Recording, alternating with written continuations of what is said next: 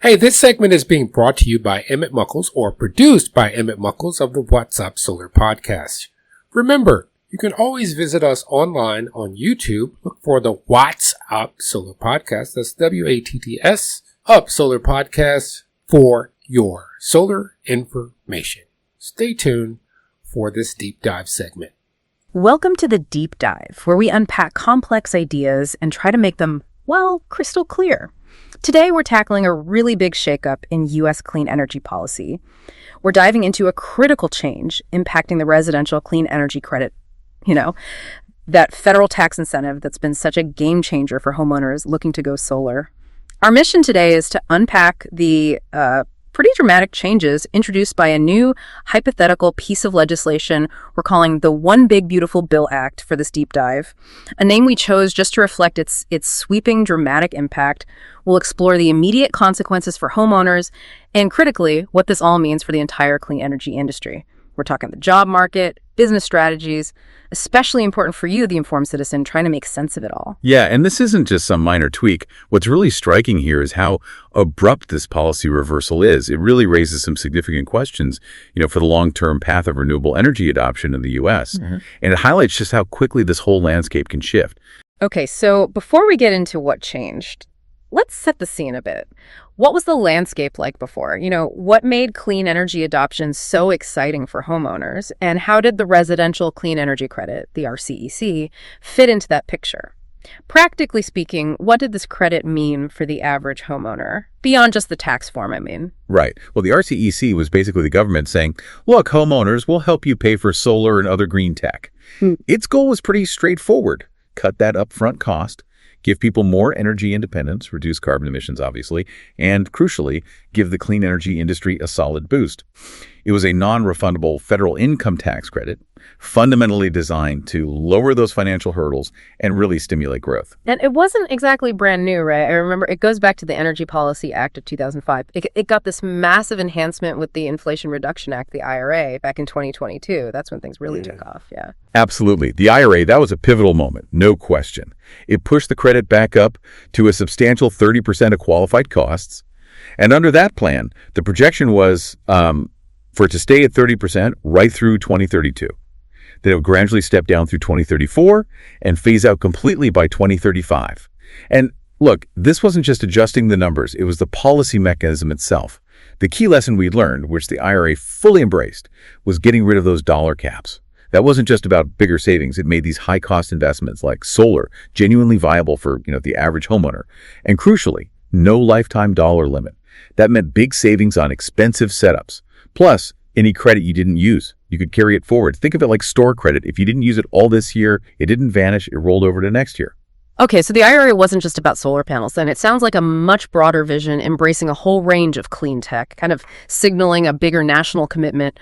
What else could homeowners invest in? Was it a pretty comprehensive list? It's surprisingly broad, actually. Beyond the typical solar electric stuff, panels, integrated roofing, it covered solar water heating as long as at least half its energy came from the sun and it was certified, small wind energy property, geothermal heat pumps that met Energy Star standards. Fuel cells were in there too, though they had a specific cap, $500 per half kilowatt. And a really big addition for costs after Departure 31-2022 was battery storage. Qualified battery storage tech, minimum 3 kilowatt hours capacity. Oh, and importantly, labor costs. On-site prep, installation, that was all eligible too. Though it's worth noting biomass fuel property costs. Those are out for RCEC after the end of 2022. Right. So just to simplify for everyone listening, the RCEC, that's Part I on Form 52695, the specific bit on your tax form for this big solar credit was really focused on generating green power, right? But there was another credit too, wasn't there? For other home upgrades. Can you clarify that difference, especially around those limits you mentioned? Yeah, absolutely. That's a key distinction. The RCEC, the one for generating power like solar, generally no annual or lifetime caps, except for that fuel cell quirk. That was different from the Energy Efficient Home Improvement Credit, or EEC. That's Part 2 of Form 5695. The EEC covered things like insulation, windows, more general efficiency upgrades, and that one did have annual limits, generally $1,200, but $2,000 specifically for heat pumps. So that uncapped RCEC, that was the real game changer for those big investments like solar. And it led to what a lot of people in the industry called a golden era, high adoption rates, Installers were booked solid for months. That uncapped credit really sounds like it supercharged things, a golden era, as you said. But then the story takes this, well, abrupt turn. Fast forward to July 4, 2025, a date I imagine is now etched in the minds of many in clean energy. President Trump signs what we're calling the One Big Beautiful Bill Act. What's the core change here? The core change is stark and explicit. It just eliminates a taxpayer's ability to claim that IRC Section 25D residential clean energy credit after December 31st, 2025. And when we say IRC Section 25D, we're talking about a specific part of the Internal Revenue Code, basically, the tax rule book, that directly hits homeowners. So when this new act targets 25D, it's surgically removing your direct incentive as a homeowner. It means for any residential clean energy systems installed after that date, the credit value is zero, gone. And that word abrupt is really the key here, isn't it? This isn't like the IRA's plan, the gradual step down to 2032 or 2034. This is just a cliff edge, a complete sudden removal, no transition, no lower percentage. Exactly. It's a critical difference, creating this really stark distinction. This abrupt cut specifically hits the homeowner-owned systems, the ones under IRC Section 25D. Maybe to simplify the 25D versus 48E thing, think of it like this. 25D was your personal tax break for owning solar directly on your house. Section 48E, that's the tax break for companies or investors who own solar projects. Could be a huge solar farm or could be a leased system on your roof where you don't own the panels. And that credit, Section 48E, it remains available for those commercial projects and the third-party owned residential systems like leases and power purchase agreements, PPAs, at least for systems placed in service before 2028. Okay, so 48E is still there for the commercial side and these third-party models, but are there new hoops to jump through, new restrictions for them too? Yes, there are. They face new rules, things like domestic sourcing requirements. For example, in 2026, at least 40% of the components can't be from a foreign entity of concern. That percentage goes up to 60% by 2030. And foreign entity of concern basically means countries seen as national security risks, right? Trying to boost U.S. manufacturing. Exactly. Boost domestic manufacturing, reduce reliance on certain geopolitical players. They also face project completion deadlines now for any systems that start construction after July 4, 2026. We should probably also note the energy efficient home improvement credit, the 25C for insulation and windows. That's also listed to terminate DEC 31, 2025 under this new bill. Though interestingly, some other info suggests it might continue to 2032. So that's a bit murky, something to watch. But EV credits seem to extend beyond DEC 31 2025 generally, though the EV charger credit specifically runs out June 30, 2026. Right. And connecting this back to the bigger picture, the signing of this new act, just overriding the IRA's longer plan, it's a significant, swift policy reversal. It really just underscores how federal energy policy can be highly susceptible to shifts in political administration, changes in Congress, and that creates this long-term uncertainty for the entire industry. Which brings us to the really big question. What are the implications here? Immediate, long-term. For homeowners, sure, but crucially for the clean energy sector itself, especially thinking about the renewable job market and how businesses, particularly installers, are going to adapt to stay profitable. Well, for homeowners, a financial hit is substantial. Plain and simple. The net cost of putting in solar is going way up. That average system costing around $27,720 in early 2025. The average saving from the credit was about $8,316. Poof, gone. So your upfront cost jumps. The time it takes to pay back the system gets much longer, way beyond the 7 years or so it was averaging. Imagine a family, let's call them the Smiths. They've been planning for years, saving up. Maybe solar was finally within reach under the IRA. Now this sudden change, that dream is suddenly much harder to achieve. That's the real human impact here. It just makes solar way less accessible. Especially for middle-class households, there were 44% of solar adopters in 2023.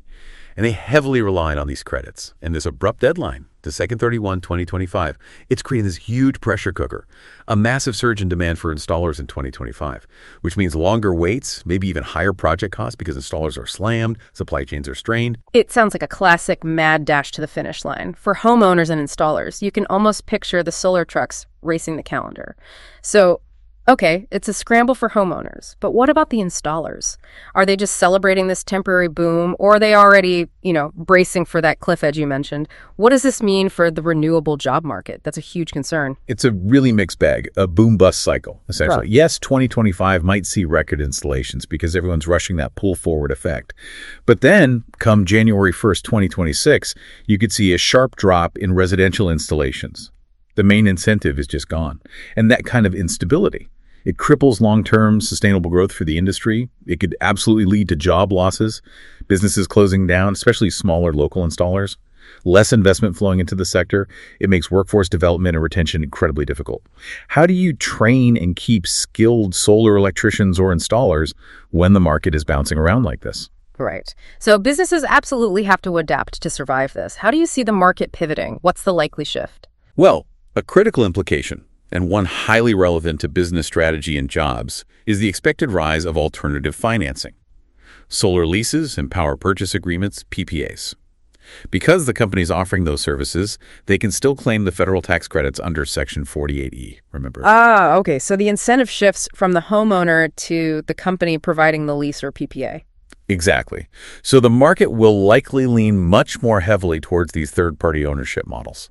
Now, this might keep some level of solar deployment going, and it makes solar accessible with little or no upfront costs for the homeowner, which is good.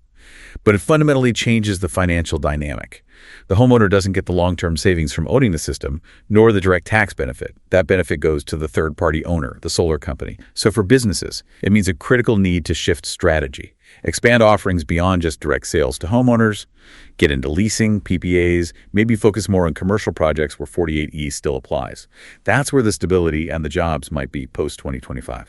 And connecting back to what you said about accessibility, what about energy equity in all this? Is this going to make access to clean energy even more uneven? It certainly could, yes. Widen that energy equity gap.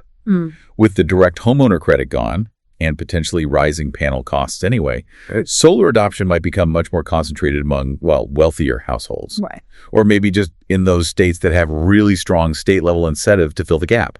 So the benefits of clean energy, lower electricity bills, for instance, they become less attainable for a big chunk of the population.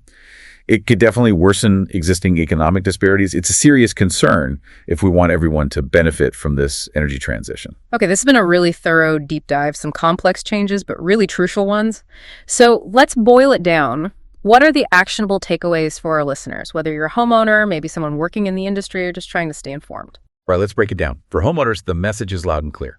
Act immediately. Now, if you want that 30% federal tax credit, you absolutely must get your system installed and commissioned by December 31st, 2025. Talk to installers ASAP after 2025. Start digging into your state and local incentives. Those will become your primary source of financial help. Also, seriously evaluate those third-party options, leases, PPAs. If direct ownership is suddenly too expensive, these might be your route. But understand that the tax benefits go to the company, not you. And finally, don't forget basic energy efficiency. Keep investing in insulation, better windows, heat pumps. Some of those might still qualify for the EE if it survives, or other local programs. Okay, now for the clean energy industry professionals listening. This hits your business, your job prospects directly. First, manage expectations in your project pipeline. You need crystal clear communication with customers about this urgent deadline and the potential for delays because of the demand surge. Prioritize getting projects finished by year-end 2025. Second, and this is critical for survival and profitability, adapt your business model now. Prepare for that likely downturn in direct homeowner sales after 2025. Look seriously at expanding into third-party ownership leases, PPAs. Pivot towards commercial projects where the 48E credit remains. That's likely key to maintaining profitability and keeping your workforce employed. And lastly, advocate. Engage with policymakers. Push for predictable, stable, long-term federal clean energy policies. The industry needs that stability to foster sustainable growth and investment. And finally, for policymakers themselves, it's really essential to assess these market impacts, especially on middle-class families and the thousands of small businesses in the clean energy sector. Maybe consider transitional mechanisms or new, stable incentive structures to soften the blow and avoid massive market disruption, ultimately fostering long-term certainty. That is absolutely critical for investment, innovation, and jobs in this vital sector. Wow. We've definitely peeled back the layers on some really impactful legislation today. It's so clear that these policy shifts, however abrupt they seem, send huge ripples through the economy, directly affecting homeowners, businesses like those installers, and even the overall pace of our energy transition. Yeah, the striking thing is just how quickly the landscape can change and how vital it is for people and for businesses, not just to react, but to really proactively adapt to these new realities, finding those new strategies you mentioned. Absolutely. So for you, our listener, here's maybe a final thought to chew on. As the sun seems to be setting on this particular chapter of federal clean energy incentives for homeowners, What innovative solutions, or maybe even unforeseen opportunities, might actually emerge from these shifting sands of policy? Something to think about until our next deep dive.